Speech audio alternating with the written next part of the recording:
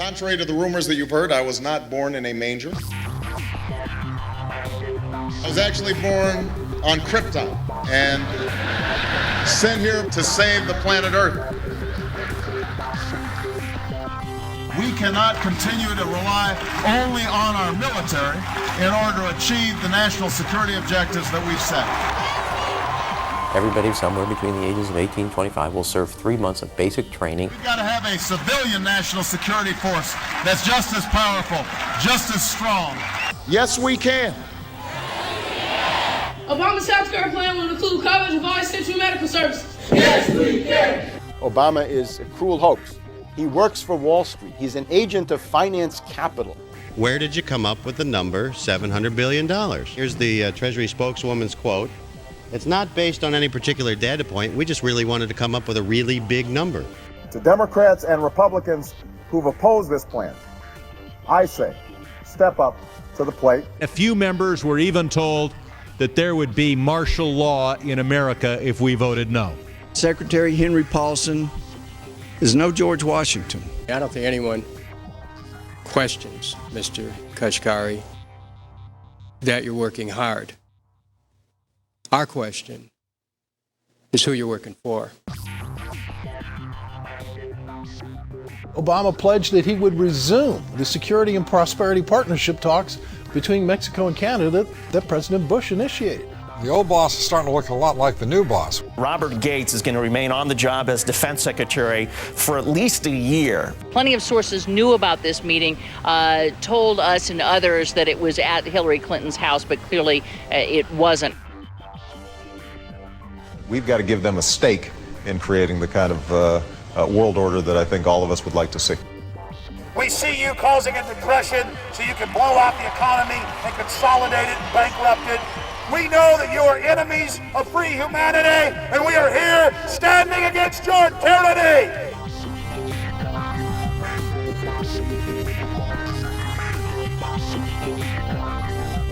The Obama deception. The truth strikes back.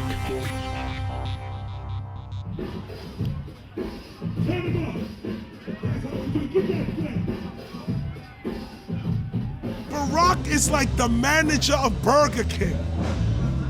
All presidents are, including Bush. It's like this: when your fries are cold, if your burger is not done right, you go back to Burger King, America, or your government, and you say, my burger's cold, I want new fries. First, you go to the cashier, that's the courts. You argue to the courts.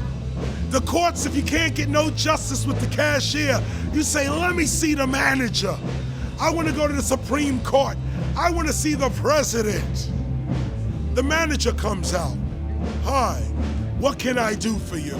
Now the manager can override the decisions of the cashier, but you never get to see the franchise owner of Burger King. If you really have a problem with your burger, you need to go see the franchise owner. We need to go to the top or to the bottom. We need to go to where the real architecture of government is. And it's not in a president, it's in a global scheme. Politics in America today is identical to pro wrestling. And what I mean by that is, in front of the cameras and the public, we all hate each other. I'm going to kick my opponent's butt. I'm going to whale him from here to high water and beat the crap out of him. Yet behind the scenes, we all are friends going out to dinner. Went to dinner together. And it's all a work. All intermarried. Show business. It's showbiz. And that's what you have today in politics. The Democrats and Republicans aren't really opposed to each other. Left and right mean nothing. The only thing that counts is, are you working for Wall Street or you're trying to defend the people against the financiers?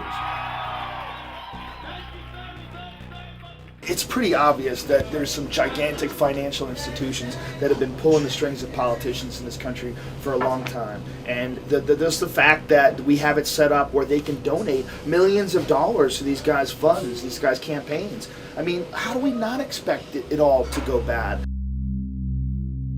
America in 2009 was desperate for change. The past 8 years had been a disaster. Those weapons of mass destruction got to be somewhere. Maybe under here.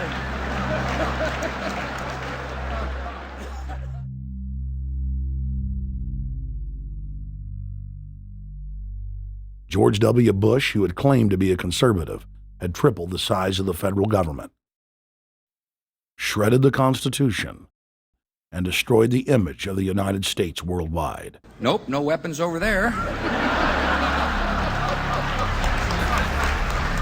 Endless wars, over 1 million dead Iraqis, and more than 5,000 dead U.S. troops.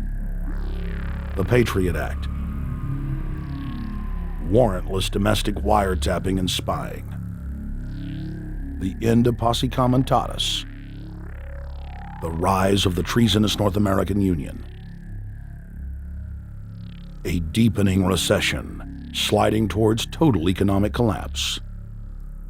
These factors and other abuses had the American people in a state of panic for their future and the very existence of the United States. The elite were in trouble. The people were beginning to see through their facade, past their front man, and to the ruling elite behind the throne. For the first time in U.S. history, both parties were universally hated. Congress had a 9% approval rating. The globalist agenda had stalled. And then, onto the scene came a man who promised change. Change we could all believe in. Barack H. Obama promised to end the war and bring our troops home fast. He pledged to uphold the Constitution and to stop the federal government from spying on the American people. Candidate Obama told American workers that he was going to get them out of NAFTA and GATT, and he's already breaking those promises. In this film, we will prove that Obama says one thing and does another, and that he works for the very same elite interests that Bush served, the very interest engineering the financial collapse and formation of a dictatorial world government. This film is not about left or right. It is nonpartisan. Our past documentary films are among some of the most damning indictments of George W. Bush and his administration that have ever been made. If humanity has any hope of effecting real change for the better, it will not come from the Madison Avenue false reality makers who have cast Barack Obama as the savior of the world. To alter our course from tyranny to liberty, to defeat the corrupt elite, we must get past the puppets and confront the real power structure of the planet. Now we can see a new world coming into view.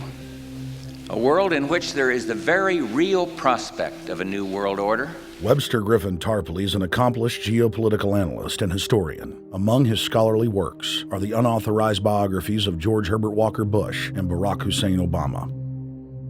Since Bush the elder made his speech at the United Nations back in September of 1990 talking about the New World Order, I think I've become confused about what's actually going on in the world.